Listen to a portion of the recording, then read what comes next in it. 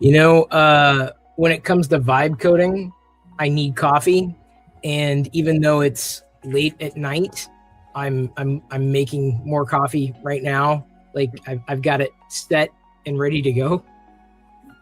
My AeroPress, this is the way that I make coffee here. The funny thing, I just realized this, y'all.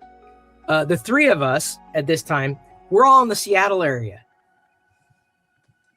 And we're doing this isn't that funny? We're all sitting here virtually, but we're in the Seattle area. I think that's hilarious. That's funny. So everyone out there, thank you for tuning in. If you're watching live, if you're watching after the fact, well, thank you for tuning in. You can still participate. There's still time, even watching after the fact. I'm joined tonight by. I've got to learn to use the right word there. There are a couple people joining me tonight. How's that for being a former English major? They would take my degree away if they heard me say that. First, let me go ahead and introduce Dan Clem. I connected with Dan because he also was in the greater Seattle area talking about AI and meeting up with people IRL. And we connected. We had a conversation. I told him, hey, this is kind of what I'm up to. This is what I'm thinking. This is what I'd like to do. And we talked through a bit about what he was doing in the realm of vibe coding and a bit about his background. And I thought, dude, okay, as much as I vibe code, and I think I'm up to over 125 apps now. Yeah, well, don't get like too excited. Like a lot of these apps are very, very simple. They're very fun. They're like snow globes. And this is an app though. It's a fully functional in-browser app. Or playing Simon or Reversi or Space Invaders or different kind of playing with shaders. I've even uploaded a text replacer utility to my Vibe Coding Arcade. I did that this past week, but they're all utilities. They're all apps, right? But I've never installed Cursor. And I know Cursor is kind of your vibe coding, you got to use Cursor. I'm like, well, I've never really done anything with it. And when I talk to people that are like far more engineering minded than me, a lot of it, I admit, kind of goes over my head. Like I get it theoretically. I mean, I'm on GitHub. I upload all my HTML apps to repositories. They're open source. I understand it well enough, but I really relished the idea of talking with someone who has a product manager mindset about these vibe coding tools. And I mean, don't get me wrong. I'll talk to anybody about it. I don't care what your experience level is because I can learn something from everybody. I can be inspired from everybody. So this is the reason that I invited Dan to basically come aboard and basically show us kind of what he's done with Cursor. And again, you're not looking at a super deep dive of every particular feature and widget. Heck, they just rolled out a new feature design, I guess, the other day. And Dan and I talked lightly about it. And I think he was playing around with it, but I don't know if he's gone full bore like a lot of people have. But either way, tonight, Dan's going to kind of walk us through Cursor, some of the basics of what he's done with it and how he thinks, if only to inspire other people. So Dan, thank you for joining us tonight for this virtual event. It's very appreciated. Yeah, for sure. I'm super excited to be here. So thanks, Chris. Yeah, and hopefully that was a fair introduction too. Yeah, that was good. Yeah. So as Chris said, I'm here. I'm doing some vibe coding. I'm in the Seattle area. I'm a product manager, during the day and then at night. I'm kind of enthusiast. Love playing with like different tools from generating videos, generating silly podcasts and things like that on my own. What's your favorite for generating videos right now? So I use Replicate, I would say, like it's kind of my go-to to use different models. I was using VO3 Fast earlier today. Yeah. It's pretty good and a little bit cheaper. I'm excited all the time. Yeah, it does. Look, because Disney just signed a deal. I saw that. with Sora or OpenAI, and I love Sora. Sora is so much fun, but now, I mean, just think about what the fans can do with Disney IP now. I mean, I'm thinking positive. I'm thinking all the storytelling, that can now be enabled. And the thing is about that with AI generated video, people say, well, what if they ruin their IP? I'm like, do you remember Chad Vader on YouTube back in the day? Like that. Do you remember? Am I the only one who remembers Chad Vader? Okay, Nope. I'm apparently the only one who remembers Chad Vader. It was it was supposed to be anyway. So fans making stuff for fans using official IP, I think, is a good way of using AI. And so I feel like, a lot of these companies that hold on to the IP, this is the way they got to go.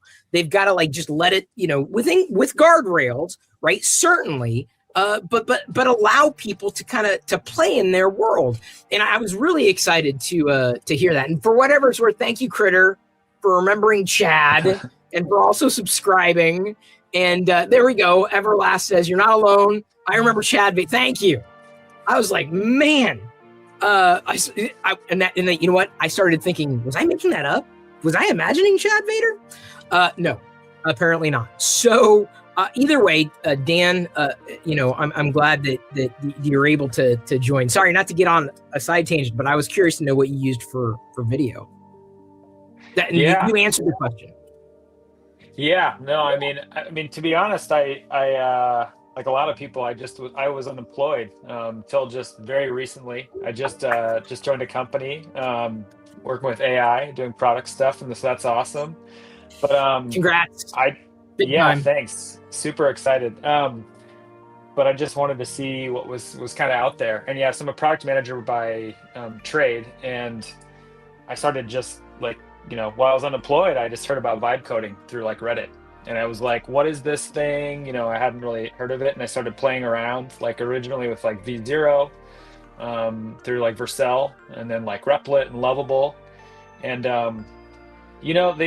I personally was like kind of getting stuck, like, especially with like Lovable. Like I was getting some like awesome designs, but I really wanted to get in there into the code. I'm not a dev, but, I was having trouble with debug. And that's when I found Cursor.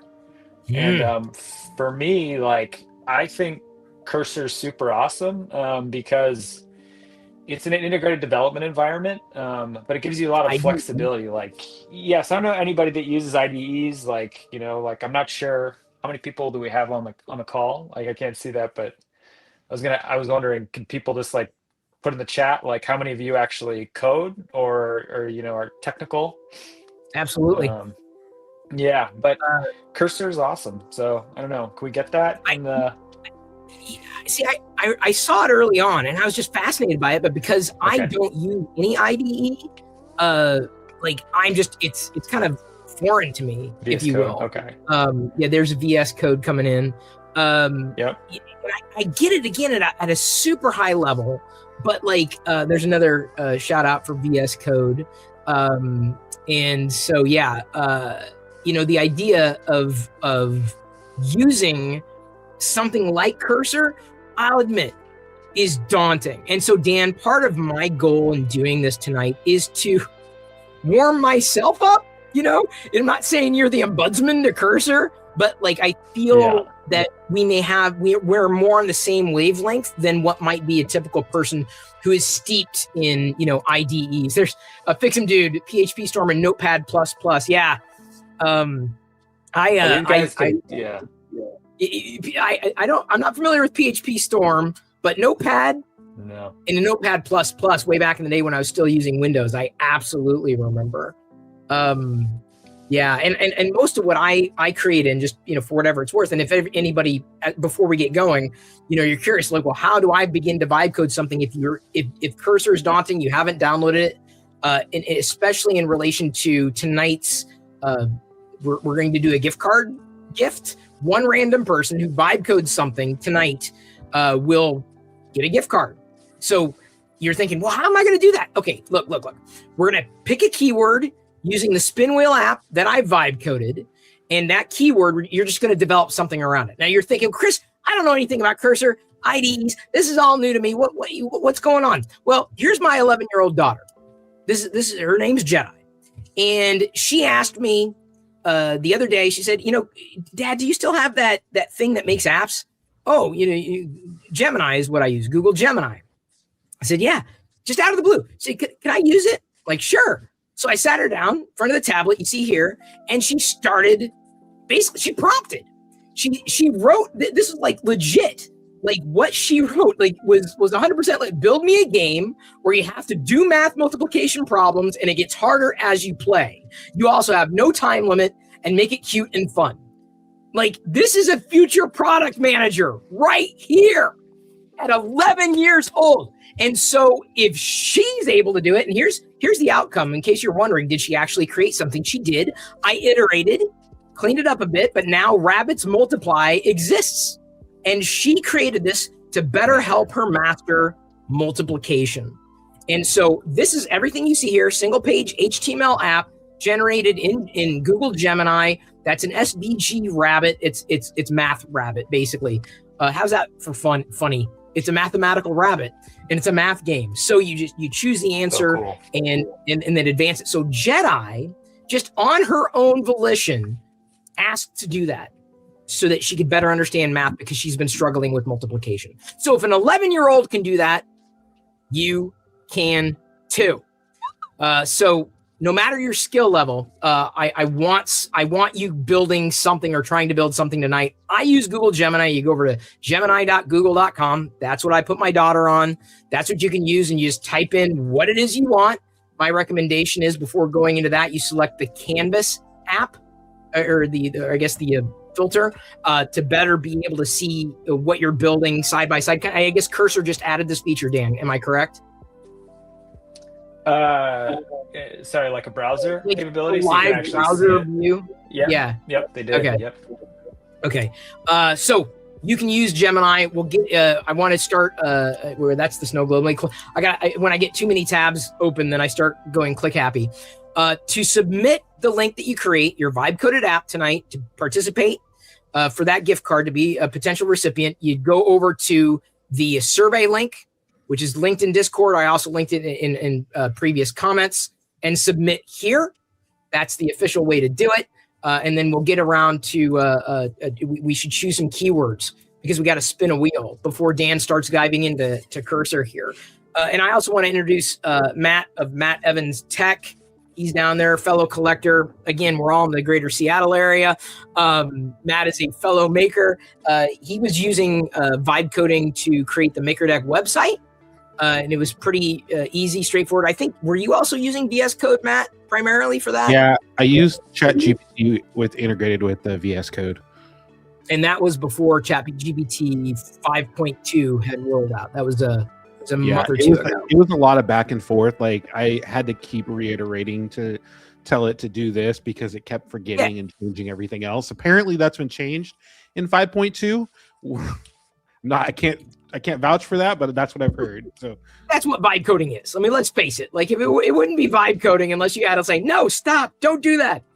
Even with rules, I'd imagine it's, there's still a little bit of that going on. So anyway, the flow is we're going to listen to Dan and vibe code either in parallel and or work towards building an app based around a keyword. All right. So now everybody who is tuned in live, if you're listening after the fact, you can still submit a vibe coded app through the survey form for sure.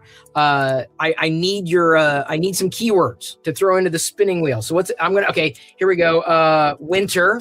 That's one key. Okay. So that's one word. Words, anybody? Shoot them out. They can be anything. Christmas. Okay. Oh, Christmas. Dan, you got one? Donkey. Donkey. Hee-haw, hee-haw. It's Dominic the donkey. There you go. All right. We can add another option. We get the live. There's a slight delay with live and comments, so sometimes it doesn't happen immediately. I learned that the Dominic the donkey song may have been funded by the mafia. Wow. I don't even know that. I don't even know what. I don't know any of these references. Dominic, oh my God, donkey, Dan! Seriously, I thought you said Dominic the donkey because of that's the Christmas song, the Italian Christmas donkey. Really? No. Okay. That you've got some homework to do. You got to Chad Vader. Man, I'm behind. I'll download Cursor and then you do that. Yeah, I'll do Dominic the donkey. Yeah. It's easy. It's painless. Strategy is another keyword. We're gonna because I'm gonna spin the wheel and whatever it lands on, You got to vibe code that. And then, and whatever tool you want to use, whether it's Cursor, Gemini, ChatGPT, Claude, whatever, and then submit that link. And then I'll draw one person out of the hat, the virtual hat, and they'll get a gift card. I got to be very mysterious about that. I don't want to be specific, but it'll be definitely worth your time. I will say that, because honestly, a lot of these tools won't cost you anything, and neither will receiving a gift card. Shark, that's a good one. Now you got baby shark going in my head. I wake up my daughter to that. Fix and Dude is usually the cursor when trying to code something. I was curious, Fix and Dude, have you started vibe coding anything? There we go. Sun. That's a good one. That's a really good one, actually. Let's see here. And while I think we've got a couple people in the audience, I want to throw these comments up, and I'm going to spin the wheel here. Winter sports. Well, let's say sports. We got winter in there. Say sports. No, my God. Now they're really coming in. Okay. North Pole and food. Okay. We're going to spin the wheel. And the question we've got, and this is going to be the keyword of the night, whatever it lands on. So just installing Cursor, watch it be donkey. No, it's shark. So you have to vibe code something called Shark, has a shark in it, a video game with a shark visualization, something with shark, something. But that's the keyword of the night. Just so you know, shark. Critter42 says, just installing Cursor, unsure whether to choose agent layout or IDE layout. Dan, you may have a agent. That's what you suggested there in chat. I would assume that just because I think agent is closer to Vibe, if I'm not mistaken, way closer to Vibe. Yeah. I mean, it probably is. I mean, Cursor is just a fork. Somebody said they're using Visual VS Code, and so Cursor is like a fork of VS Code, and so you can use it like without any agent. And some of the really cool features it has is people call it like tab, where it does lots of shortcuts and suggestions. But agent is really for vibe coding what you want, where you're, chatting with it. You have an agent planning, agent layout around the word. So this is what I'm going to do before we get going. I'm just going to show y'all how I would think. I'm like, I don't have an idea. So I'm saying I need to create an app that somehow around the word shark, it needs to be a single page web app. I need ideas first, 5, ? And then I ask for 5. Any other rules? Not really. Does it have to do something? You're going to be an HTML page with a shark on it. I mean, if that's what you want it to be, I would make it interactive. I'd make it an app. Maybe it's just a shark. If that's what you want, have fun with it. Make it a video game. Hey, Pixel. May see you here in a second. The Hungry Shark typing game. There's an idea. Shark Focus, a Pomodoro timer. Ocean Apex, an Agario style game. I don't even know about that. Small shark in a big ocean. See, now that's something you could do. Ocean Apex. That one sounds like fun. Global Shark Tracker dashboard. Oh, that's interesting. That may take a while. Shark Tank pitch generator. Come on. These are like sitting there like a duck on a pond or a shark in an ocean. So try it. Just do something with the word shark. I want to see some shark ideas. And go with it. Feel free to share that link again in the Discord server in the December 2025 Vibe-a-Thon. That channel that's there on the Discord server, which of course I assume everybody is in, or you should be, because that's kind of like communications 10 forward. So without further ado, now that we've introduced each other, kind of set the stage, throw the keyword out, getting people going creatively, let's go ahead and turn to Dan's screen. This is not your mother's cursor. Yeah. That's this is the blank slate, the blank page. Yeah. So how do you use Cursor, Dave? Well, I actually so let's back up here a little bit. I so I've done some things with Cursor, but I'm nothing like Chris with your website and your hundreds of apps. So I've actually, I've played around with a lot of things, and I have a few apps I've built. But what I wanted to do tonight was actually like build with you, like build during the demo and start from scratch. Because I feel like that's personally, I was thinking about this, and I think that's the best way to kind of show you what you can do with Cursor. Oh, great. Yeah, I mean, I did have an idea for a different app, but now I'm like, okay, it's got to have sharks, right? So I'm like, okay, let's do something with sharks. Even if it's titled Shark, something shark, or the logo is a shark or something. It doesn't have to be. You know what I'm saying? It's just that's the keyword to get people started to do something. What was the idea? Well, it was dumb. I mean, it was more just it was like a mood app, because I was thinking of something. I mean, I was thinking of something we can just build on, and maybe we can just go with that for now. Yeah. But I mean, we can make it shark themed. So let's just go ahead and let's do that. Great. Yeah. So I wanted to say just a few quick things, and then we'll move from this blank page, and we'll move fast. Sure. But so I kind of just mentioned it that just some silly details, but so Cursor. A couple of things that it does different is it's like an integrated development environment. So you can do debugging, you can install libraries within it. Like those are a lot of things that I personally find important. Like if you want to build with like Python or something, you might want like a virtual environment. As you're coding, you might need to build like an API or something, and that can be harder with some of those browser-based tools. So that's kind of what brought me to Cursor.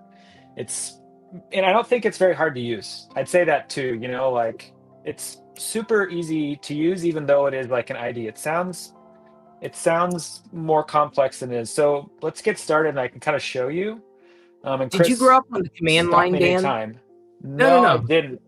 Oh, okay. Stop me at any time though, but I didn't. But that's one of the other cool things you can do that I wanted to touch on here at some point is, if you've heard of Claude Code or any of these like CLIs that you can use within a terminal. You can use which is Cursor. A command line interface. Yep. Yeah, you can use that's my preferred method until, and maybe I just started messing around with Cursor again.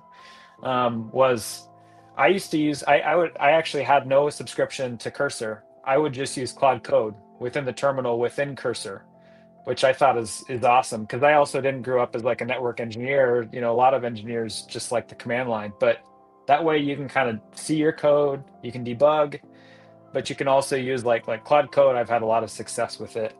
So it's really flexible.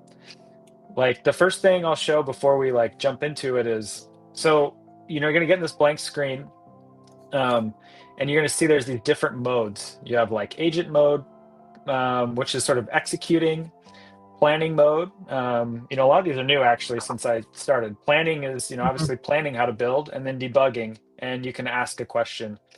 One of the really cool things though about Cursor is if you turn this auto off here, is you can choose all these different models, and you can add models too.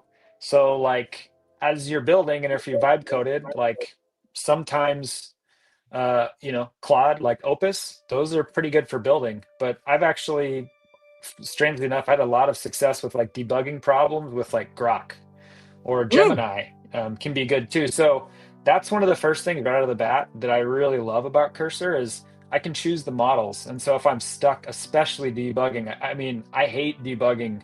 I feel like that's one of the hardest things is when you debug, all of a sudden you have like 10 new features you didn't want. So that's one of the coolest things, and probably my favorite things, is I can choose the models. But let's just do auto for now. Let's just start. So I want to vibe code tonight. Like I was just thinking a mood board, or a mood app to track my moods. And so I could go to ChatGPT and have it make me a PRD, and that's what I do as like a product manager. But I noticed before I started this product requirement document. Yeah, but I was playing with Cursor recently, and it's gotten really good. So I'm just going to type in a brief description of what I want, and I'm going to add some shark elements here. So I'm just going to say, and I'm an auto, I'm an agent. I want you to create a web app for tracking my moods, and so I'm just going to put this in here, and it's going to immediately jumped us right into planning mode, which is like a newer thing that I haven't seen since I came back, which is really awesome. So yeah. Sorry, I talk sometimes when I'm typing. You should. No, it's good Yeah. because I mean the text may be small, people can't see it. Yeah, I always zoom okay. in. So yeah. Okay. Sorry, I'm not a. So you can talk. No, Dan, you're doing great.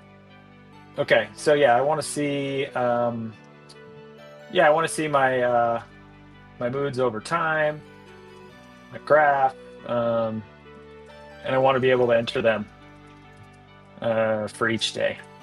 Okay, and so, also, I want to have it be shark themed for the night.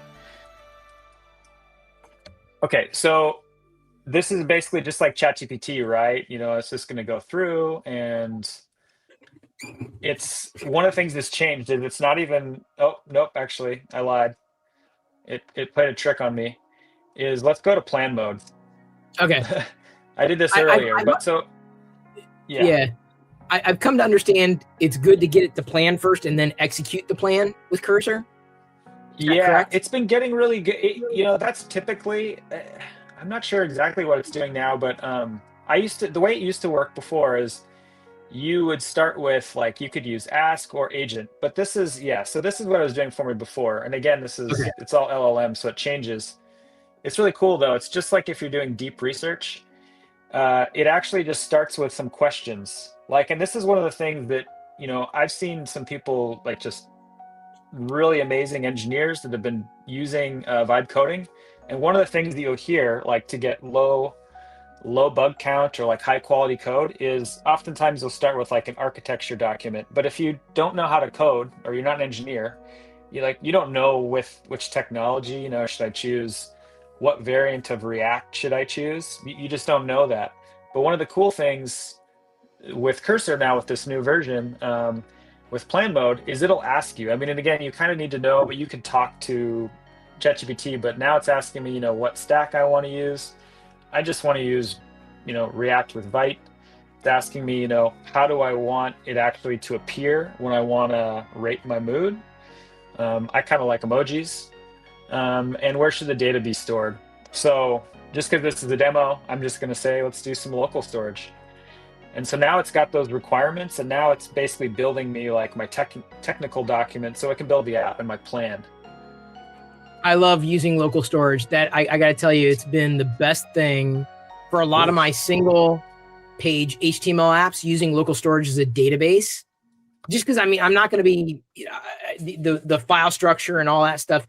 Fantastic for like super complex applications, but local storage can suffice if it's just you effectively. So it makes sense.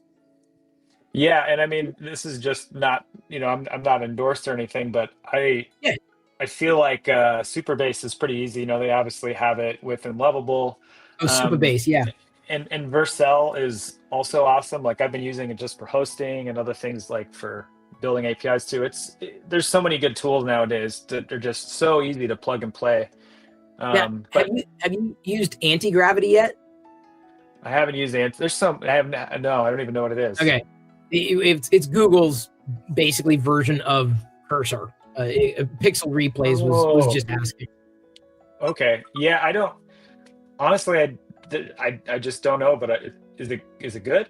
See Pixel Replays. I heard it's good. It still needs a few more guardrails before I care to install it. But yeah, I mean, I've been absolutely impressed with what Google has done just over the past few weeks. So.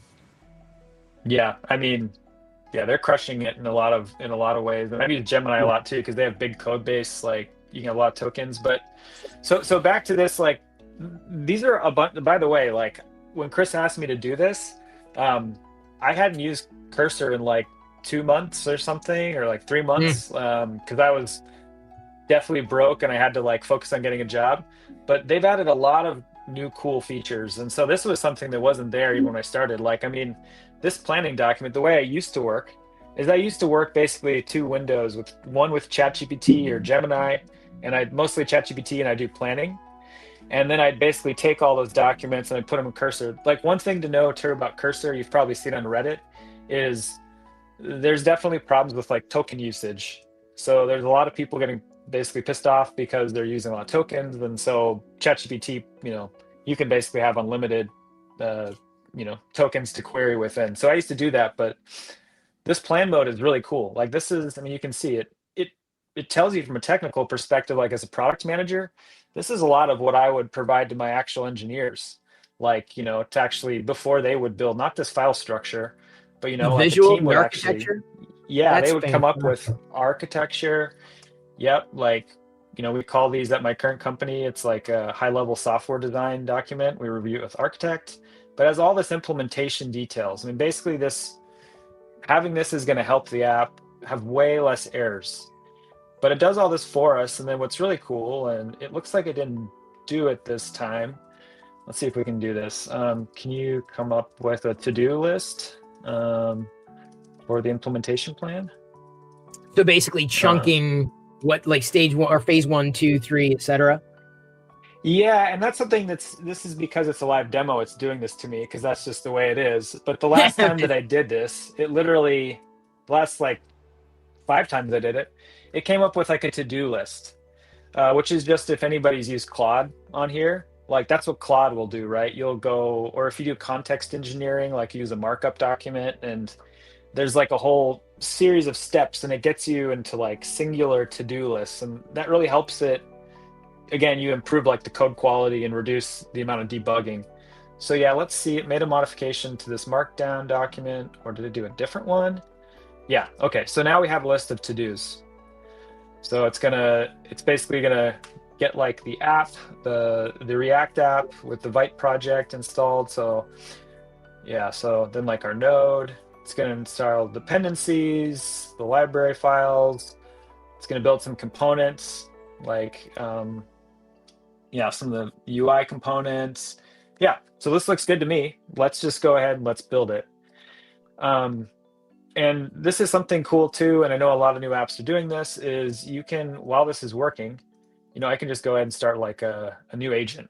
So like if I wanted to, So you can basically parallel like your operations. So spinning up another agent sets them on a different course within the same project, correct? Yeah, you can do up to 8. And so since we're like in the very first step, it doesn't necessarily make a lot of sense, but once we get going, like I might want to add a new like I might want to have a big feature. Like sometimes when it's coding, it can take 15-30 minutes depending on like the feature size, especially if you put in like a complex PRD or like implementation. And at the same time, you could be working on something else, like planning out a different feature or even like editing. But right now it's actually, I'm over here and it's working on this document. While that's happening though, while it's building it, let's look at a couple other things here quickly. So you guys probably all know about like NPCs and rules. So Cursor does have the ability to like add in, like MCPs, like I have Docker here and Superbase. For a second, I thought you said NPC, like a non-playable character for just a second. Yeah, no, but you can do a lot here. I mean, and I won't go into this, but you can do MCPs. You can also add like a markup for like rules if you want. Like if you want certain rules, like if you are more technical, like maybe some people here on the call, like if you go Google it to Reddit, there's a bunch of really good rule sets, which like maybe make it, again, all helping you make higher quality apps. It helps the LLM, but let's see where we are here in terms of our build. Looks like it's going slow, honestly, which so can you see sucks. A live like real time of what it's doing? Yeah, you can. Oh, I see why it's happening. Oh yeah, I screwed it up. No. This is so me. Cursor, it's pausing when it needs you to do something, and I'd assume that's more of a safety trigger. Yeah, it is. And actually for this demo, so we don't do that again, what we can do is I'm just going to give it like God mode, basically. I'm going to say run everything, which is dangerous. Which just goes through. Yeah, but you can see these are actually like terminal commands. So there we go. Yeah, and now it's just going to go through and it's just going to blast through all this. I don't know if I recommend that. I mean, again, I'm not an engineer, but this is a good way to get introduced a lot of bugs at some point. But for this demo, let's just go ahead and do it. Yeah, introducing like some libraries. Yeah. So it'll get all the components that you might need to be able to run locally to get the app to run locally. Yeah. It does whatever it needs. I mean, whenever it's going to run a terminal command, it's going to ask you. When it's writing code, it's not going to ask you. It's just, you know, if it wants to, it's mostly when it's trying to run something on the terminal. But you can see like this, like it just it created a new file here. And let's see if we can look at, yeah, you can see we had no files actually before. So this was a blank, it was just a blank directory. Now we have like Node installed and we have HTML files. It's building the app directory right now. Mike is and it asking, wouldn't ask us. No, certainly. I mean, it's kind of on autopilot. Are those commands running on your PC or some virtual environment? In this case, are you running it in a container, virtual, or on your desktop? I think it's virtually, but I'm not an expert here. I believe it's virtually, but I don't know. So like virtual would mean like on a server remotely versus like you've got these files locally on your machine. Oh, and sorry. Yeah, this is all local. This is a local directory. Yeah, I think that was just to contextualize the question. And that would be my understanding is that it's running locally. Does Cursor have a way to enable memories? Do you know? Or something like it? Like where you have like always remember to do this. Is that in the rules? Yeah, that's rules. Yeah, those are rules.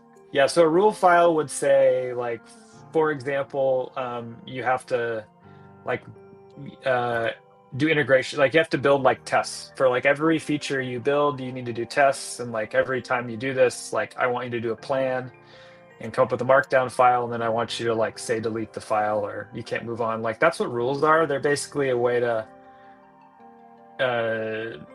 it's like guardrails, but also instructions. They can be instructions. There's a lot of people that do different ways. Yeah. That's what rules would be. Yeah. It's just within here. Mm-hmm. It's incredible. I'm sorry. I'm always just blown away. Like with, you know, this it's creating code and it's fixing bugs as it runs into them.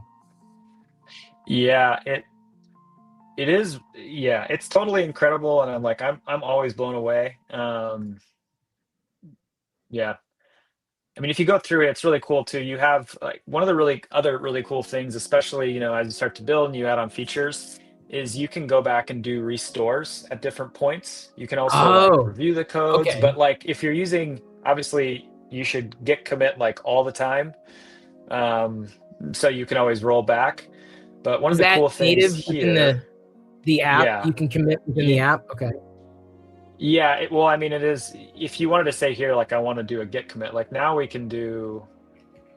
Let's just do. I see. File changes. We'll keep those, and then let's say let's run this. I want to run this locally. And yeah, let's see our app now. Now we should be able to see the app and actually see it in the browser. Yep. And so there's this new thing. This is what I was saying. This. Yeah. There we go. Ooh, this is pretty cool. Yeah, so get that out of the way. And so here's our app, so it's our mood tracker. It looks like it's got a little bit of like shark themed here going on. It's like, yeah, and I'm in design mode actually. So there's this new thing too. This is the new thing I hadn't seen. Oh man, you can move different elements around. You can get granular. Yeah, you can get granular, and you can do a lot of this too. I know in like v0.dev, but yeah, you can basically manipulate a lot of like the different elements here. So I could say, let's make this bright green, and then once you click apply, it's actually going to go over here, and it's going to basically just go back to your agent, and it's going to ask it to do it. And I've noticed it doesn't always succeed, but it's pretty cool. But yeah, we can run it here in our local and actually play with our app too. So let's undo that. And let's see. Yeah. So here's our app that we just, we're starting with. Let's see, the date picker works. I'm going to pick that I was happy, and I'm going to save my mood. Oh, save my mood, and I can see my mood over time. So let's do another one. Yeah. See, And I mean, it's when crazy. It's working. Like, I swear to God, when I did this, when I started like 6 months ago, it would never have worked this fast. It would have taken multiple debugs. Yeah. It's nuts. And it looks way better. That's what I'm saying. Like, this is, I mean, it's a fully functioning application. Yeah, it's nuts. I'm just astounded how fast things are getting so much better so fast. So anyway, so that's you can see though, super simple. The competition out there is fierce. So every one of these companies is like consistently iterating, changing, improving, which causes other companies to do the same thing. So we get better products. Yeah, I mean, things are just going to get so much better, so fast. And yeah, I don't know if there's any questions. I want to stop there, but I mean, there's a lot of cool things we can go like. There's some things I had noted, but I wanted to stop and just kind of check in because we have our app. Is there people saying any things they want to see? No. I've just been asking questions as they've been coming in. Okay, cool. Are those command? Yeah. Somebody asked that. Virtual environment. Enable memories. Yeah, so that's what you asked that earlier. So a couple cool things that Cursor does that are also unique. So one of them that's really cool, especially like, again, a lot of my experience with vibe coding is like the first few times that I did it, I was like, oh my God, this is like the coolest thing ever. And I built this, workable app in my browser, and then say like, I had one of the apps, I wanted authentication. Like, I wanted other people, I wanted Google OAuth integrated so I could sign in, other people could create accounts. And then I just got like derailed into debug hell. One of the cool things about Cursor you can do that really helps is you can provide a lot of linked context, like when you're asking questions. So our app is still relatively simple, so I'm just gonna let me open a new agent window and zoom way in. But you see I have like all these different files here. I have like the JSX, I have index. If you at things, I can tell the agent basically like what I'm talking about. I can say, hey, I want you to change the background color for my app. And you could probably not do that, but you might have something that's like even like a function that you want to change. Or you might see a line of code, where it is. And if you've done any vibe coding for a while, that this is really important because your application can get totally screwed up. Like, functions can be different places, and you can do this. Like, let me see if I can find something. You can even indicate like specific lines of code within Cursor. And it's so cool. You can also input, let's do this. We could input like, this isn't it. Let's just do this for an example, but I can input like screenshots here. This is obviously just of the code, but if you get like a terminal error, that's like a good one. So you can say, I don't even know. Actually, let's see if we can break it. Let's just do that. So we have like a mood tracker. I want to add photos from my day. Good feature addition. So let's go back into plan. I want to add photos from my day for each entry. I don't see those photos. I also hover over the timeline. Okay. But yeah, it's hard to see because our app is still so simple here, but like when you start to break it, this context becomes like key because you could do specific functions, you can do specific pieces of code. There's like so many cool things you can do. And yeah, but yeah, I'm gonna go back here again. So for this new feature, I wanted a single photo. Let's do local storage. We'll keep them small. Yeah. The while it's doing that, let's also go back here to, let's see, like maybe the package. Yeah. Another thing that cursors you might have heard of too is it's called like tab. So cursor has Tab like tab. multiple components. Yeah, tab is really cool. You need to know a little bit more code. I mean, I don't use it as much because I'm honestly just vibe coding all the time Right. when I'm using it. But you can see here, it's like actually suggesting like different lines of code for me to add. And so it's called tab because even if I was like writing this feature or writing this code, it's going to suggest it for me as I go through. And that's honestly just amazing. So as I'm typing in like width, it's going to give me this, and it'll give you whole functions. Like that's the crazy thing. So if I started, like, let's see if we remove, it's probably going to screw everything up. Let's see, maybe we'll remove this one, app title. Yeah, so I'm going to do app title.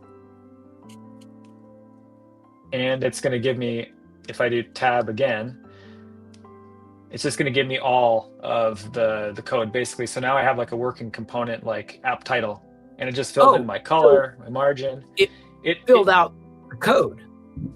Yeah, and it does it for complex things too. So that's tab is, yeah. I mean, and again, I'm doing like very, very simple examples, but it can basically run. This is like beyond vibe coding.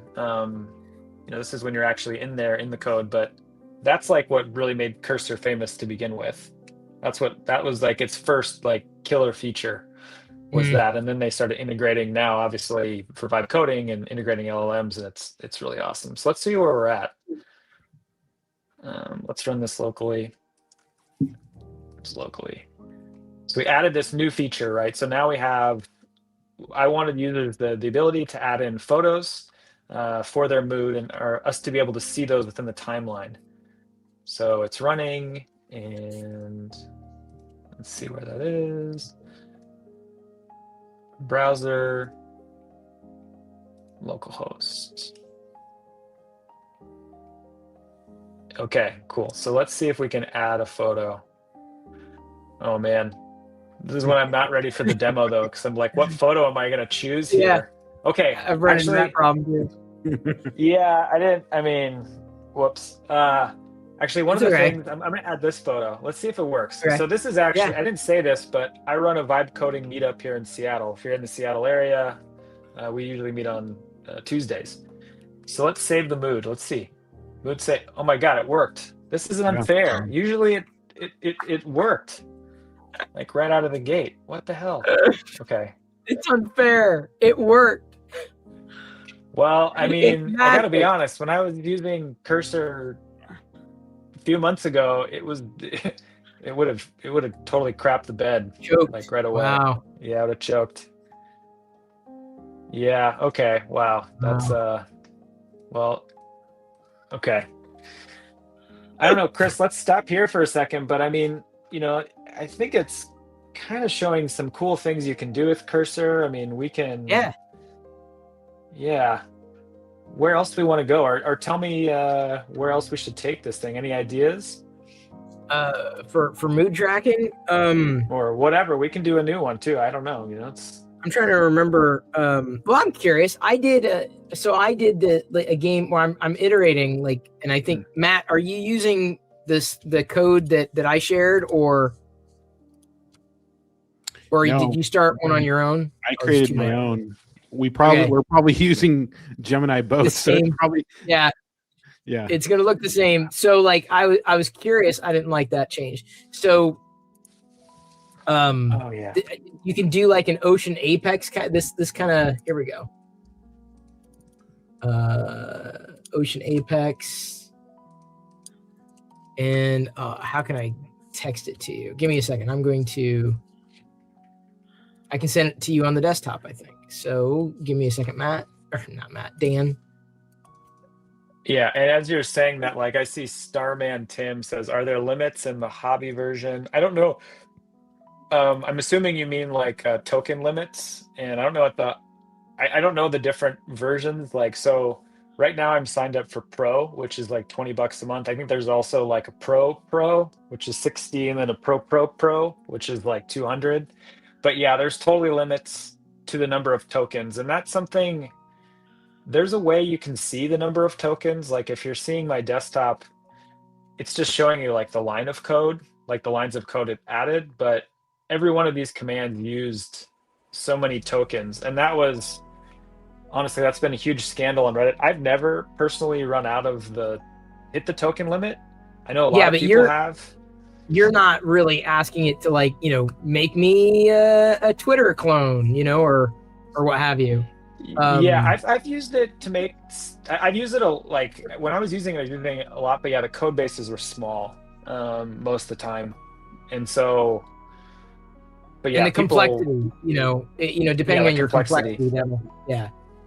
Yeah, I found $20 works pretty good, and if you look on Reddit, a lot of people. But yeah, if you're like a pro engineer, a lot of those pro, or you're doing complex things like Chris said, you could definitely hit it. But I feel like $20 is good. They also have like a pay-as-you-go plan, which would be dangerous for me. Yeah, I don't like that. I mean, that to me sounds messed up. But while we're doing that, I did want to show this other thing, which is like it's a good segue.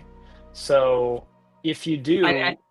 And I sent you the link or the idea. Yeah. No, I sent you the concept too of what I've been making. But like seeing, you're asking if it was a different idea, but show us what you're going to show us. Yeah, well, let's just look at this real quick because I was thinking as Starman Tim asked about the limits of the hobby version.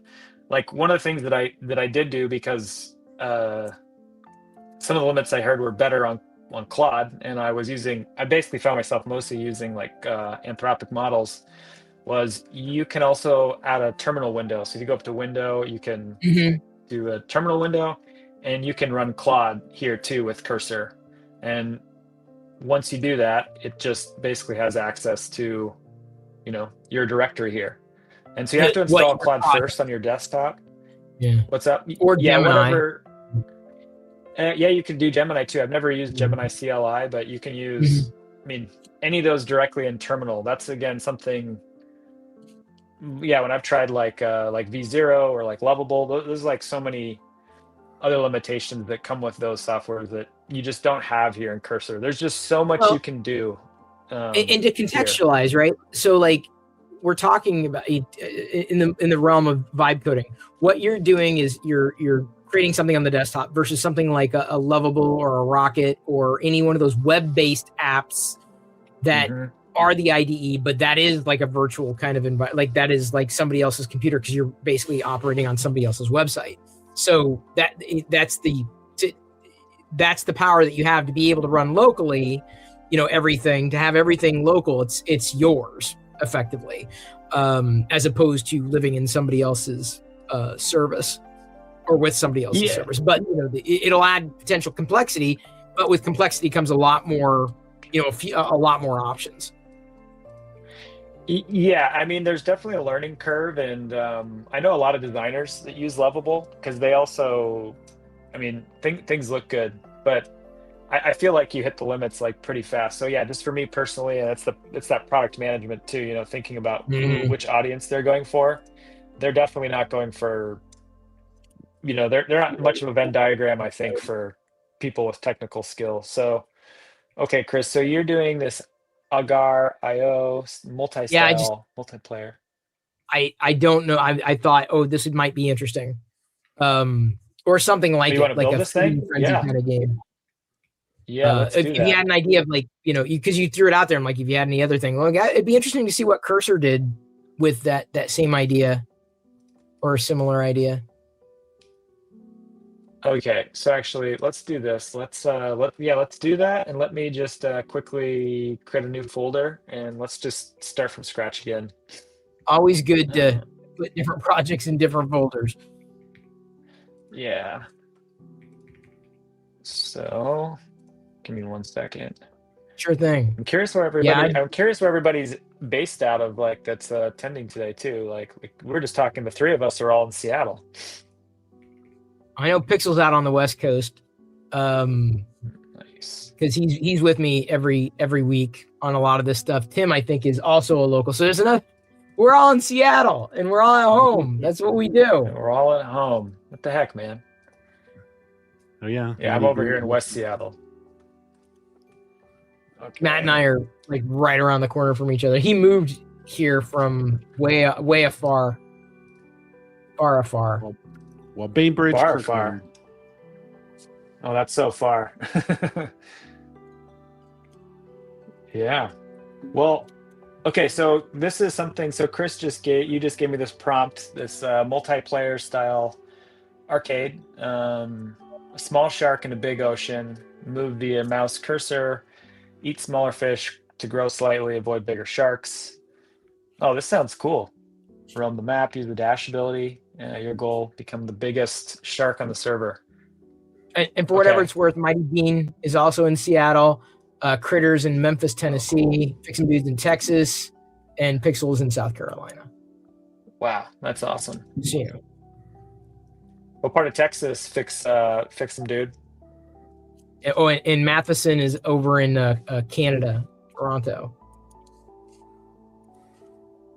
Okay. Let's do 2D down. Let's do the random movement patterns.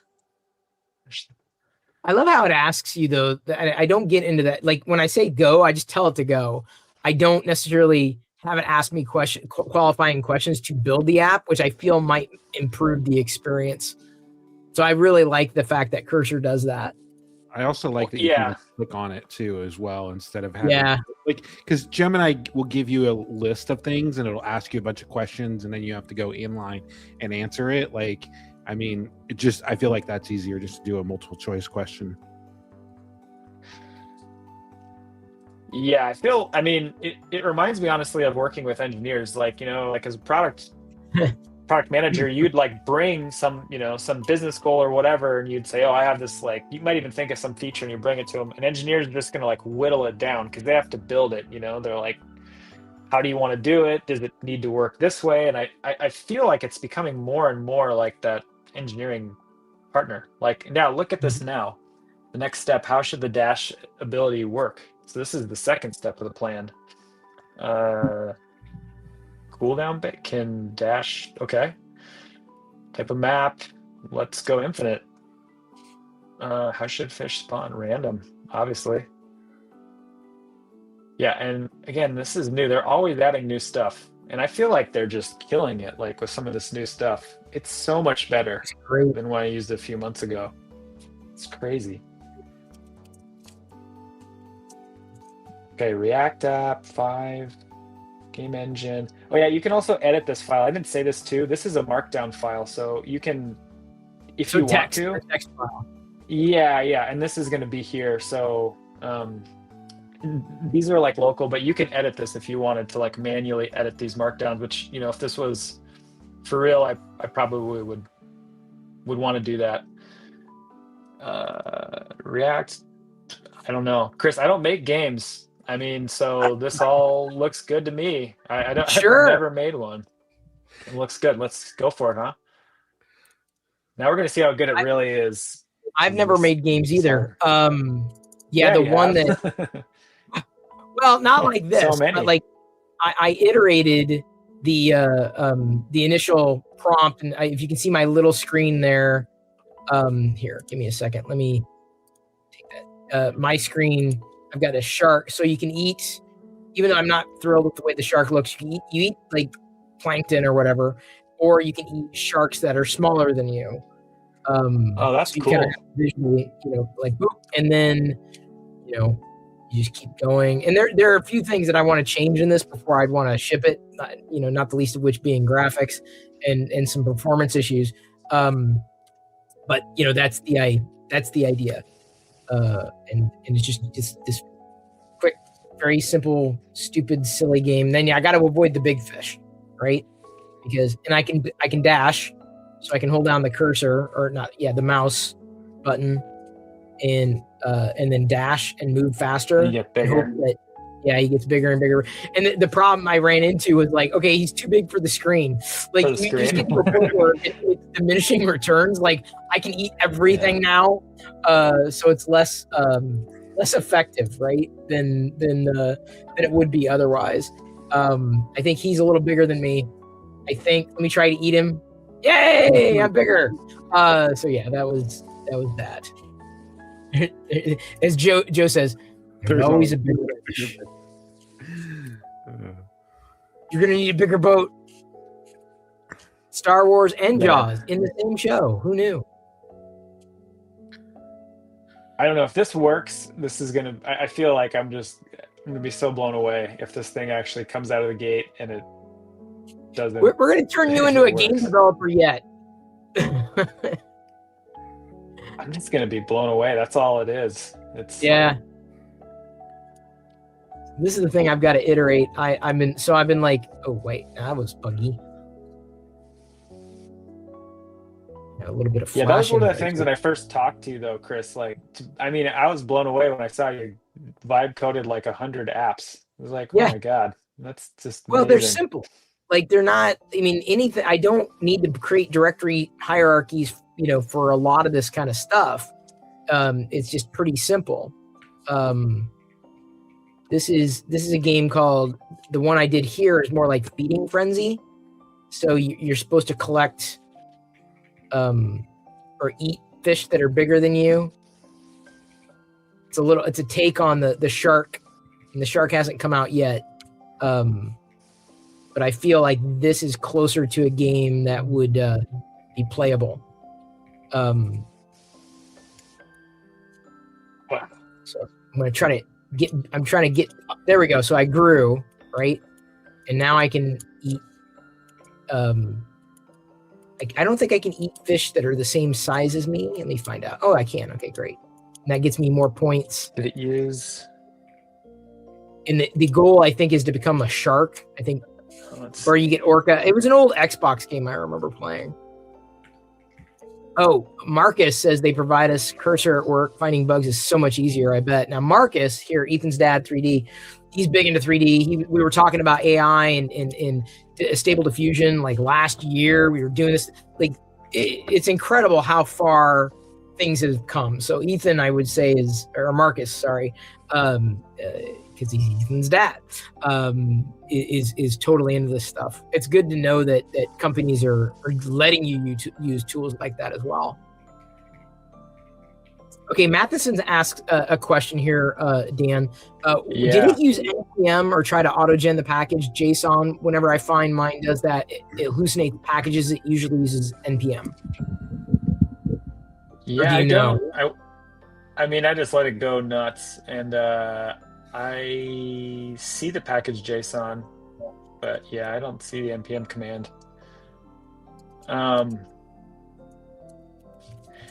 It's probably gonna go. It's probably just gonna. Let's see. It's gonna go. Let's see. Let's see if it works. We'll find out quick. Okay, now it's.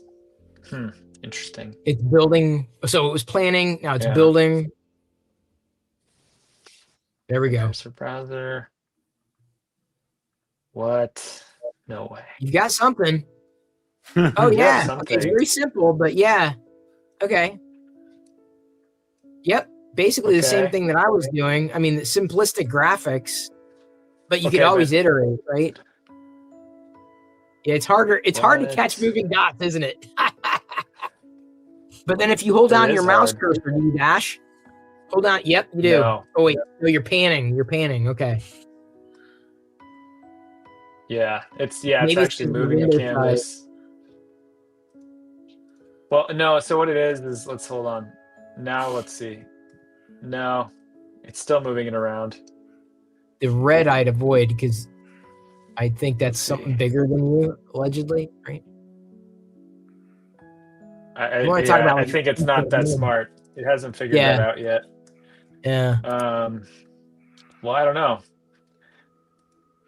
It's pretty good for V1 though. But this is, you could take this and build upon it, like, because this is the type of game a game, right? This mindless kind of like just kind of go around, float around, catch as many green dots as you can, avoid certain color dots, just get, so it's like, even if these are the way video games used to be. So again, I'm 52 years old. So like the box art used to be fantastically better than the game itself. And because the game would just be these pixelation, you have to pretend, this little square is your avatar. So these kind of games, they tickle me in a radically different way. Especially if the goal is simple, straightforward, and just, again, kind of this mindless, just collect as many of the greens as you can. And then maybe you get different points, maybe you get different size, dash, so on and so forth. It could be iterated. It's just a start. But the fact that it worked, I'm all about the fact retro. That it worked is nuts. Yeah. Well, shoot. I don't know. I'm impressed. I'm just like, it's not your version, but I mean, no, it doesn't need to be prompts. It could be 10 more prompts. I mean, it could be exactly. It could be clown shoes. Just I'm wondering, bigger and bigger. Could you try something for me? Ask it if it can make the graphic, like design the graphics in SVG, or make the graphics SVG, scalable vector graphics. So like instead of having external assets, or instead of just being dots, I'm curious to know how it would represent each one of those fish. Yeah. I wonder where they are. That's actually the TypeScript file. Okay, another using SVG for the graphics. Yeah. Look at that. I'm a puffer fish now. Let's give them that little. Let's see how it does with just a little bit. Obviously, this is also like, I mean, I'm not exactly sure how it all works, but I'm not sure which model we're using. That's the other thing. Is neither am I. Has its I don't know how it all works either, but it does, Dan. It works. That's all I need to know, is that it works.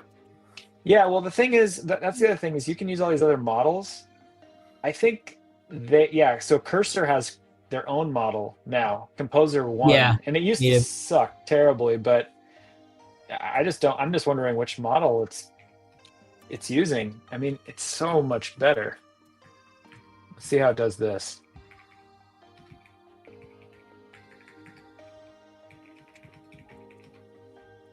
I feel like if the auto works this well, you don't even need to switch models nearly as often. I mean, that's the thing.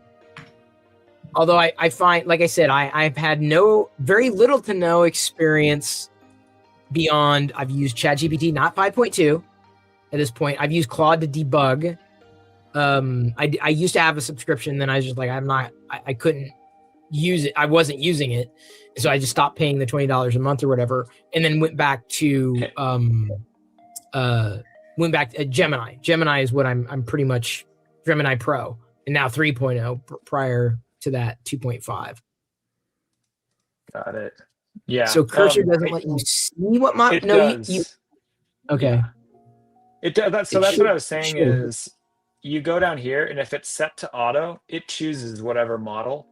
But if you disable it, you can choose, and so you can see it defaults to Composer. But I honestly don't know, like, if it's in debug. I mean, they have a lot of different deals between these different model providers, and they're obviously two like competitors, so I don't really understand how that works in business. But yeah, I can choose like Opus, like this like Anthropic one, or like GPT-5. I can choose whatever model. It's just when it's in auto, it doesn't tell you. But you can, again, like when I used to use it, I would use I think it was Sonnet 4 when I was using it before. And then sometimes I would have it use Gemini, which I don't see Gemini. But you can, oh, you can't. Wow, there's so many stupid models with OpenAI. It's crazy. My God, yeah, it looks like I don't even see Gemini anymore. Really? That's a shock. Well, I mean, they're getting to be. Like, there's Gemini 2.5 Flash. I guess I'm wrong. Okay. But they are becoming like, it's really weird to me from just like a business perspective. There's like so many direct competitors now, like that own the models. Like they're rolling out a lot of their own. I mean, Claude's a good example. And Gemini, like you said, they have their own like front end. So I don't know.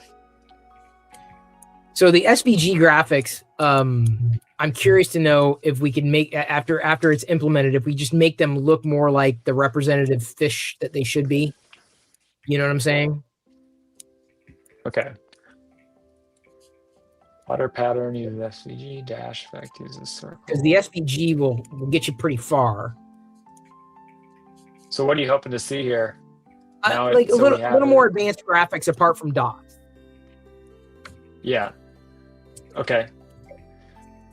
So we'll see. Man. I know I can just look at it in the browser. You can definitely just, there's just like a button to open up the browser too. I just don't know I can't remember what the button is. It's all new. Because it's still running in the terminal. Yeah. Open cursor browser.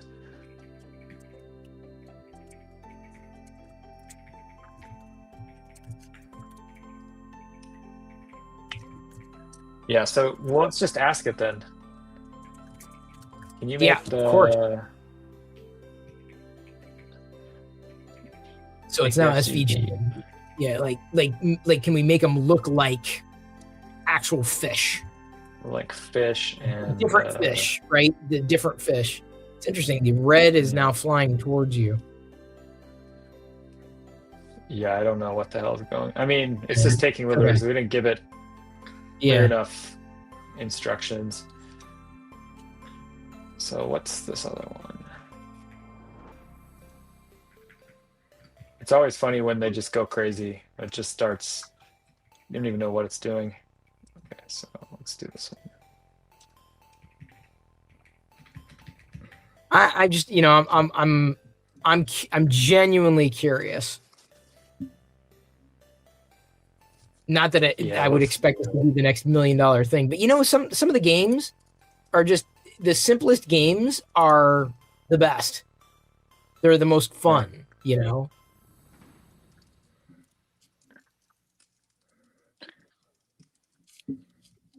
A Shark Tank.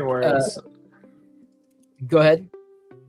Oh, I said I'm just wondering where it's going to like source the different graphics. It's probably just going to go to the internet and find some. Or you could is this a multimodal? You could upload an image. You could give it something to base it on. Yeah. You probably could. Let me see. Matheson asks, did Gemini generate that bunny SVG on the app you showed earlier? Because it looked really good. It did. I had to iterate. I had to like push it, but that was a full SVG. I don't use external graphics in my apps. I choose not to, just because of dependencies. So yeah, everything was custom generated. It was a bit of a challenge to get the bunny to look the way it did. It was like sometimes it's like that does not look like a bunny. That's why I'm kind of curious what Cursor is going to do with Dan's game here. Yeah, just realized they're colored circles. So it's thinking.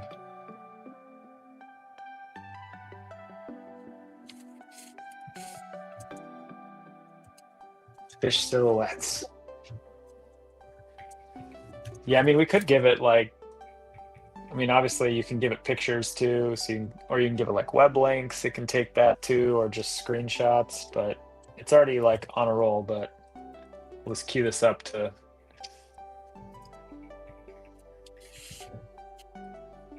Lottie, what's a Lottie file, Marcus?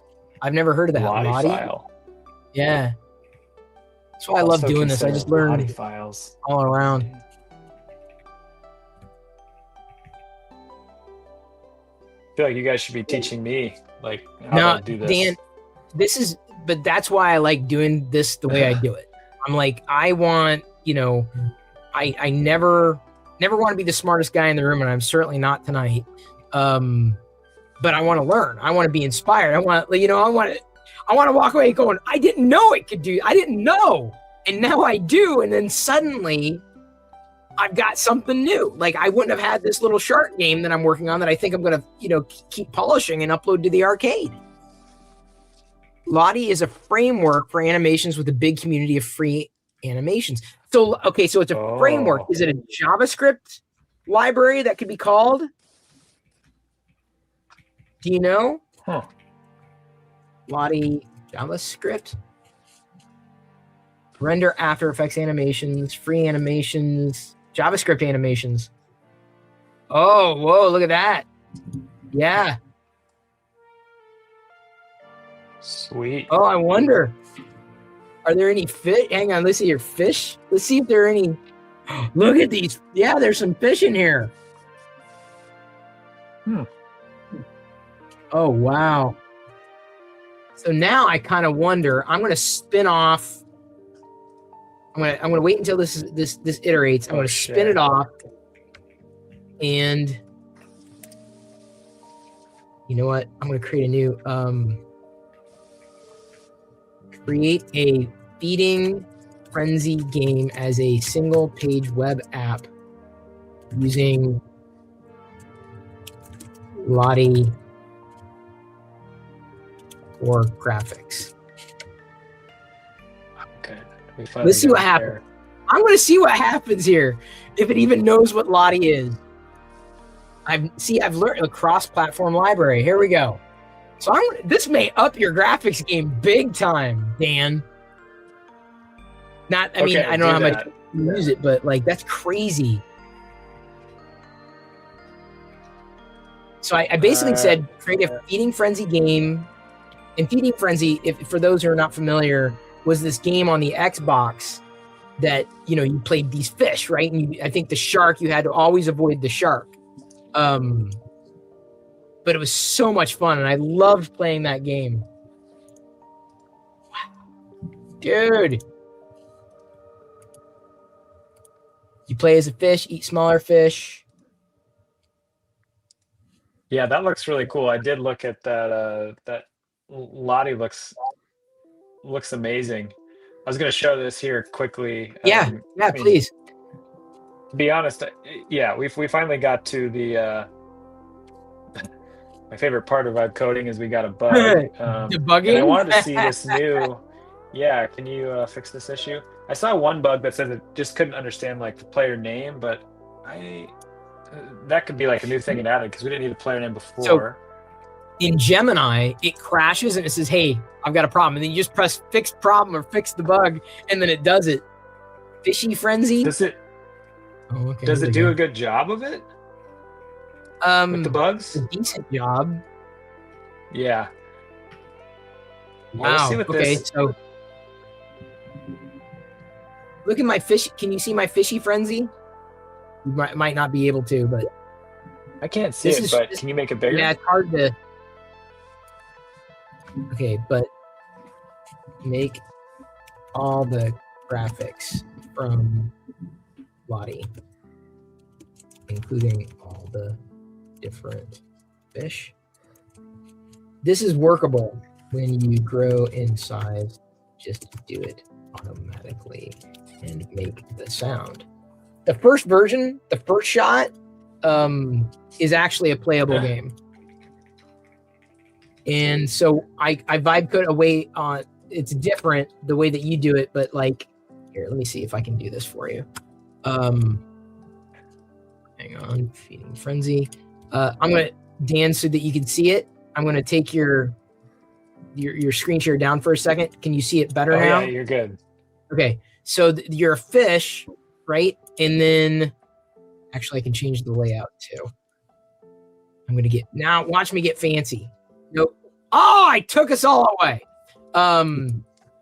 There's different layouts, and I'm not sure. There we go. Okay. So this is a one shot in Google Gemini. And so you're a small fish and you can eat other small fish. One shot, meaning it was a simple, make it this game, Feeding Frenzy game using Lottie as graphics, The only time it used it, I think, was for the game over or the start screen. But I'm going to keep iterating. And then the idea is, again, you can fly around the screen and you got to wait for the smaller fish because you can't get eaten by a bigger fish. You know, this is what the Xbox game was. But yeah, this is a one shot. The graphics and everything, one shot. Isn't that incredible? So yeah, I'm impressed. And then I'm gonna have a shark go through saying, "Avoid the shark." Right? Oh snap! You know, whatever. It looks so good. Yeah, doesn't it? Okay, so that's the one shot. Now I'm gonna iterate. Get back to Dan here. Oh, there we go. I don't know. I just wanted to see what I was doing for debug mode, but I feel like I mean, I don't know. I feel like we've done a little bit here with cursor. Like I'm in the debug mode, and it hasn't. Well, you kicked it around, which is, you know, honestly, the kind of what I was hoping to see. You know, it's not as scary as I think some people, you know, might make it seem to be. It's not scary at all, and who was it? Yeah, Twitch Matheson. He was even talking like, you know, one of the cool things here is now they have the browser too. Like you can get the errors from the browser. You could also get browser, like if you log errors, so you can also, like, you know, add logging to the errors, and you can see the logs, and you can copy those in directly into the debug, and that helps a lot too. You know, so you can get a lot of that exposed a lot more when you're trying to debug something. I have seen though with cursor, just like anything, because it's built on these models, it can go, you know, these models sometimes can go down like rabbit holes if you don't give enough context. See that, and you know, that's honestly, that's one of the reasons why I'd be concerned about it, because there's no context, and the bigger you get, the more challenging it gets, you know. And I'm not sure if my skill set is there yet for something a little more complex, even though I've got ideas for sure. Yeah, I had one app where I was using Vercel to host it, and I had to split the app logic. Like I had to basically split one into an API, and then I had to split the API between the app. And man, it messed up on like a very simple thing. But when I went back to how to have cursor fix it, or basically the LLM fix it, it just started building like new features, and I had to just keep rolling back to like earlier builds. And in the end, it was something. I think it was just like a new version. Just didn't know, like, you know, the new version, which is why MCPs are so cool too. And you know, model context things protocol? Too. Did I get that right? Yeah. Because in this case, it was like a new version, and there was like a new function, and it just was like basically it was using old documentation. But I find like a lot of people I talk to, so in the vibe coding group in Seattle, man, a lot of the engineers that come there who are using, you know, a lot of them are using cursor. They're shipping to production, like production grade code, and that's one of the keys there is like context, you know. And I'm not sure I see obviously, I mean, it seems like Twitch or Ethan's dad, I mean, I know Ethan's dad, you said you're you know, your job during the day is as an engineer, like you're using cursor. We talked about Sora briefly earlier. I just read OpenAI basically well, they didn't quite vibe code, but they used ChatGPT to create the Android app for Sora, which, I mean, they built like, I think 80% of it or something. I'm like, you want to talk about dog fooding? I mean, that was incredible. Yeah. Twitch Matson is just saying right now that, you're just talking about like the same issue where, I seriously, I have this one app I was working on, and it was every time I would say to fix something, it would add a new feature when it couldn't figure it out. It was like, it's like bizarre. But yeah, and you're also talking about, one of the super huge things, and you can do this here, and I'll just show that real quick with cursor, is you could say like, I don't know, Docker, let's say we're gonna do like Docker documentation, or we could say, what was it, Lottie files? Is that Lottie? Yeah. Is it Lottie files? Is that where you go? I think they're or is there, JavaScript. like They're a JavaScript. repository? Yeah. So Lottie. Here's one. There's premium animations, of course. Can you put it in the chat, maybe? The link? The link, yeah. Well, what I've got is at lottiefiles.com. I don't know if that's where it's at, where it is. But... No, that's fine. I'll do. Yeah, that may be it. Lottiefiles.com. LOTTIE. Give me a second.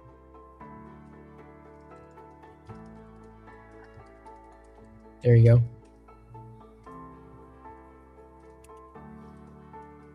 Lottie files. Okay, cool.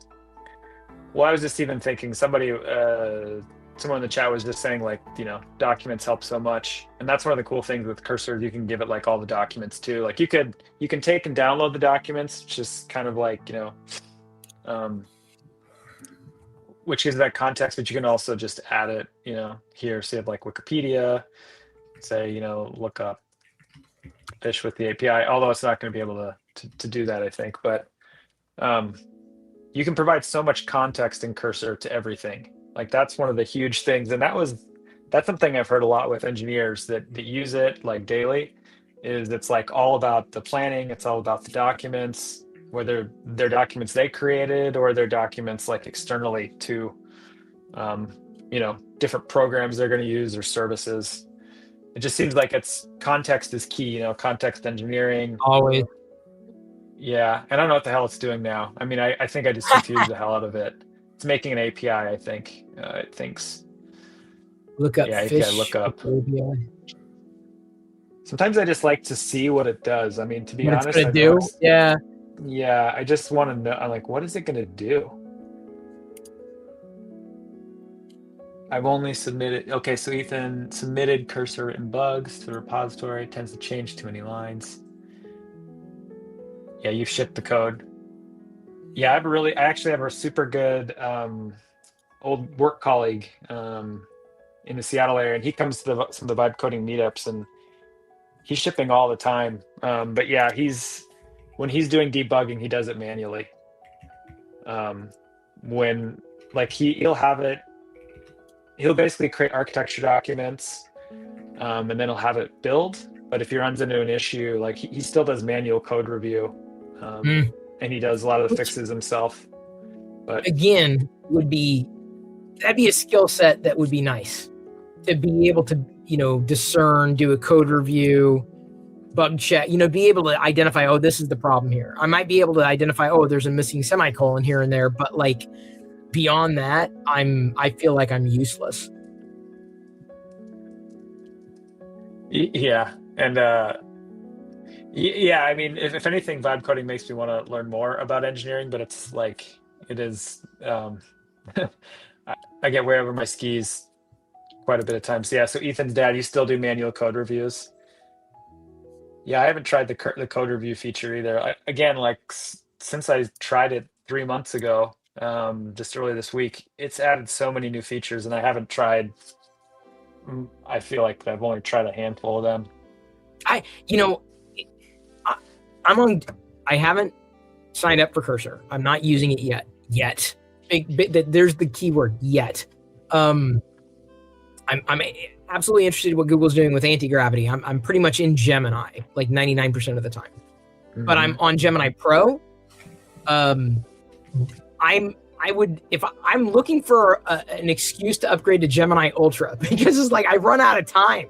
I run effectively out of tokens, right? I'm like, but I want to keep going. I haven't found much other technology apart from maybe 3D printing that has made it, that much fun, or as much fun as it used as this is for me. If that makes sense. I mean, that makes sense. I mean, I saw something really cool. Okay, so 2 things. Like one is the checkpoint feature is awesome in Cursor, and I just don't know if all the other ones. Maybe I'm sure Google does this too, but man, that is like a lifesaver, because it just built that Wikipedia API, which already exists, or there's other ways to access it. So you can just have it revert there. But I was going to say, there's something cool I just saw with Google. They have a new browser, and it builds generative UI components in the browser. Oh, so like they Disco, have a video project. Disco. Yeah, Disco. That thing. Yeah. Have you used it? Wait, are you? I haven't used it. I just saw the video for it, but that's where I think this is all going. Is like big time. You know, it can build my apps for me. Whatever, you know, if I'm have like, I want to like create something for my cats, you know, like to track my cats. It can make their photo album and their health tracker, and you can do it all for me. Like I don't need it. I mean, honestly, a lot of apps you don't need anymore. I can just do it for you, whatever I need. That is the future. Being able to, I mean, the way I frame it, like the way my daughter did it, right? Like the fact that she just sat down and said, this is what I want. And she didn't know what she was using, didn't know how to use it, but basically built an app without realizing that's exactly what she did. And it's getting easier, faster. And I think what's interesting, if you want to talk about a disparity, I think doing it natively on mobile is a massive game changer. Like, again, the idea of being, you know, you're on your mobile phone and then you suddenly like, you have like, hey, could you make an app that does X, Y, and Z? If Google isn't building that within Android, like I'd be shocked. If Apple doesn't have their eye on the prize, like I'd be shocked. Like, because this is it. Like that's game over. Like you don't have to wait for someone to do the thing. My daughter didn't have to wait for someone to build the app. Didn't have to hunt it down. Didn't have to do anything. She just said, this is what I want. This is what I need. Boom, done. That's it. It's game over. Now, of course, you get more complex. You know, you want more tweaking, et cetera, et cetera. Like it's a different story. You know, you want to be able to have your hands on something. You want to wrap your head. You know, you want it to be very specific. But even then, the tools like what Dan's been using tonight, Cursor, they're going to continue to evolve to be more user-friendly, which I'm sure engineers hate to hear. But like just a lot more straightforward and more product mind. You know, the future of the IDE, I feel, is more with natural language. Yeah, I mean, I think that's right. And I think what like Ethan's dad is saying is, I mean, that's like where the race is you're going to get a lot of more of these like super apps, you know, it's like ChatGPT or these I mean, that's what ChatGPT is trying to do. And I'm sure Google is, I mean, they're catching up fast, but a lot of this stuff's just going to be in your agent app. It's native. I think that's where we're headed too. But and just I have to definitely you guys should be able to hear me, right? Yeah, sorry. Dan, this is Pixels. Pixels is also a fellow vibe coder. He's there in a screen. Hey, nice to meet you. Nice to meet you too. Well, okay, so Chris, I feel like it's boring what I'm sharing at this moment. I feel like I shared a little bit.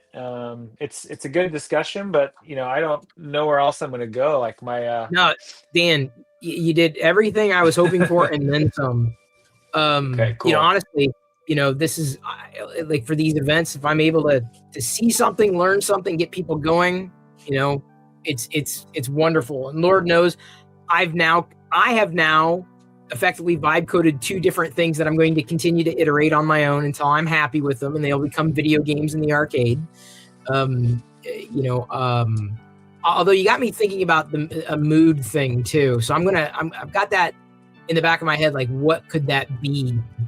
Like a mood tracker using local storage. Because I've never done something like that before. I've done task tracking, but you know, not mood. And they're kind of, it would be good to do because like to know how was I that day? So I've been thinking about it. You've got me rethinking about it, I guess. But I appreciate the time. You know, I don't want to take up too much of your Sunday evening. It's very, very appreciated. And again, congratulations on the new role.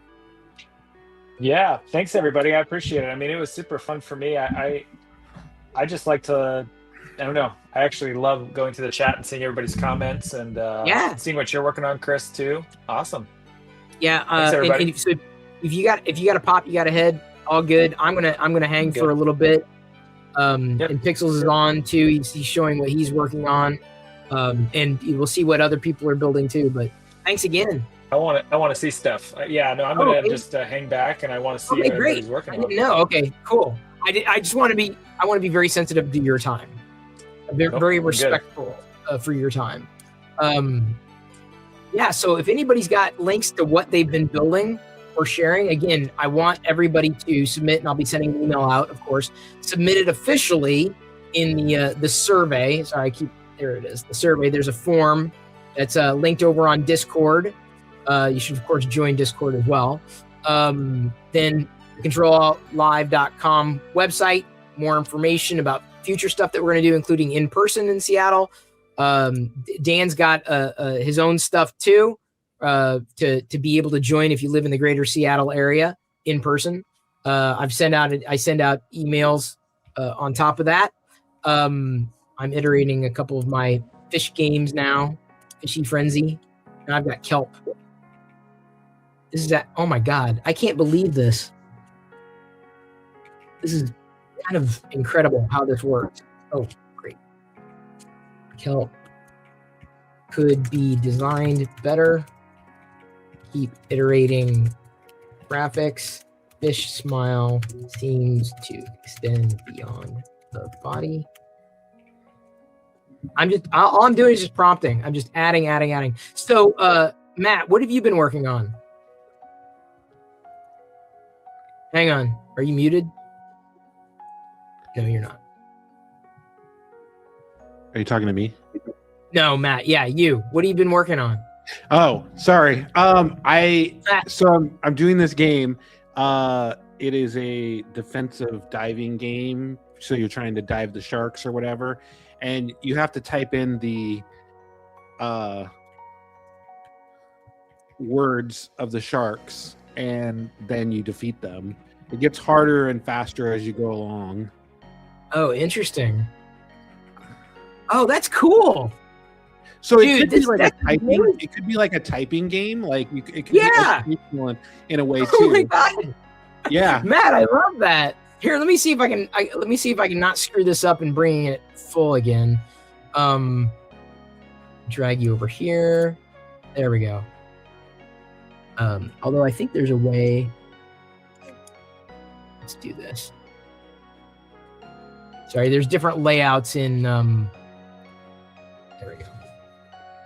So you type the word to destroy the shark. Yeah, and it gets better type faster. Oh, that's great. Oh my God. That's amazing. And you're using Gemini for this, yeah. Yeah. You know, I gotta remember this type of game when Jedi's learning how to type. That's great. And Pixels, what have you been working on? Looks like a dungeon. I don't know. Are you there? I know you're there. He's muted. I think. If you can hear me. Maybe not. So it looks like he's got almost like a dungeon crawler, but it's like exploring. Well, I'd definitely like to show you, but yeah. for some reason I'm having audio issues. It keeps on. I can hear you now. A lot, so I don't know if you were hearing that or not, but. No, couldn't hear you at all. Now I can. Yeah, on my side, you're stuttering when you talk, and weird. Yeah, it's. Yeah, you were having this the other day too. I don't know what it is. I still haven't been able to figure it out. You need a Vibe troubleshoot. It only happens when I load up StreamYard. The sharks look dead already. That's great. But, if anybody else has any other, this is an RTS game. An RTS? This is that program that was 5,000 lines in HTML. Right. Actually, a multiplayer RTS. You can invite other players to it too. That's crazy. See, Matt or Dan, what I've been doing lately, I had a problem where I needed to update links in HTML documents, and I stopped myself from basically downloading a utility, and I created effectively a text replacer in file. So it runs on the web. It's a web-based app, but it doesn't do any official uploading. Everything is processed locally. You select the folder for the files, and then you go through and either search for copy in the files or search and replace. But it's all 100%. It's local, secure. Everything is just JavaScript in here. Everything is just local. There's no uploading. But instead of downloading a utility to do it, I just made it a single page. And I think to tilt in a little bit to what you were saying, like this is these single use cases, these simple use cases that normally would drive people to go to an app. These are the solutions, right? Just you roll your own, and these are the perfect use cases. Perfect.